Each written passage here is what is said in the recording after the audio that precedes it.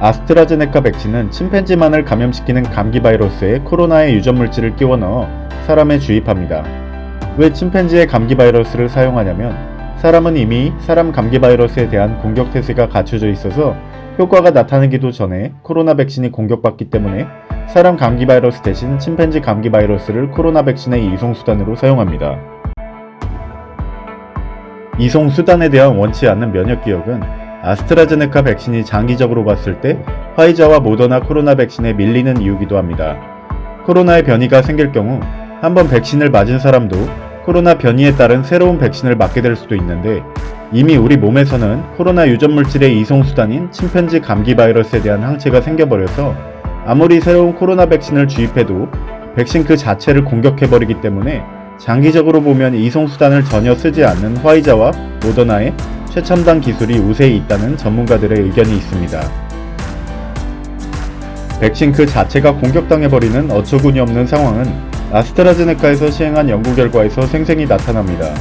아스트라제네카 백신은 약 한 달의 기간을 사이에 두고 2번 접종하게 되어 있는데 2번 다 정량을 접종하면 약 60%의 백신 효과가 있지만 첫 번째 접종 때 오히려 절반 용량만을 주입하는 게 백신 효과가 90%로 훨씬 더 크게 나타납니다.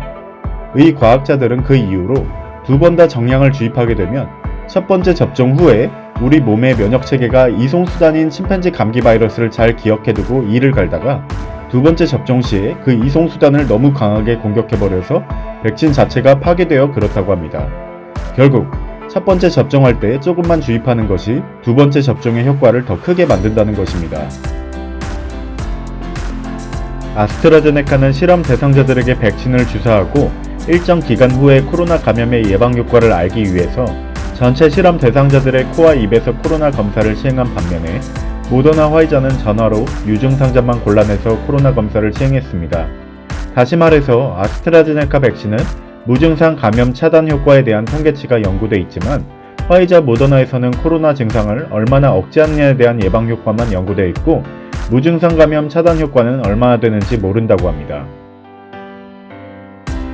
세 제약회사 모두에서 실험 기간 동안에 백신에 의해 초래된 중증의 부작용은 없다고 가장 영향력 있는 의학저널인 뉴 잉글랜드 의학저널과 란셋에 발표했습니다. 그러나 연구 기간이 고작 2개월 정도밖에 되지 않기 때문에 백신의 중장기적인 부작용은 아직 모르며 꾸준히 관찰해 나가야 한다고 논문에 써져 있습니다.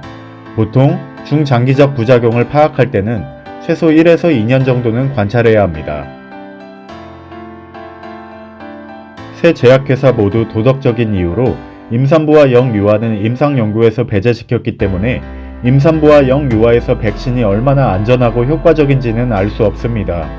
그러나 실험 대상자 중에서는 본인이 임신했는지 모르는 임산부가 껴있는 경우도 종종 있기 때문에 나중에 임산부와 태아에 어떤 영향이 있는지에 대한 데이터는 차차 쌓일 것이고 태아에 대한 백신의 안전성을 확인한 후에 접종하는 것이 더 나을 것으로 생각됩니다. 아스트라제네카 회사는 코로나 팬데믹 상황 동안 백신으로 금전적인 이윤을 보지 않겠다는 선언을 했습니다. 모더나 화이자는 약 20불인 반면에 아스트라제네카는 3불에서 5불 사이로 저렴하게 원값만 내고 백신을 맞을 수 있는 여러가지 이유 중에 하나가 되겠습니다. 대부분의 내용은 의학저널의 양대 산맥인 뉴 잉글랜드 의학저널과 란셋 의학저널을 참조했습니다. 이상 저는 닥터 심이었습니다. 살린다 의학 채널 구독하셔서 일상에서 도움되는 의학 지식 가져가시기 바랍니다. 감사합니다.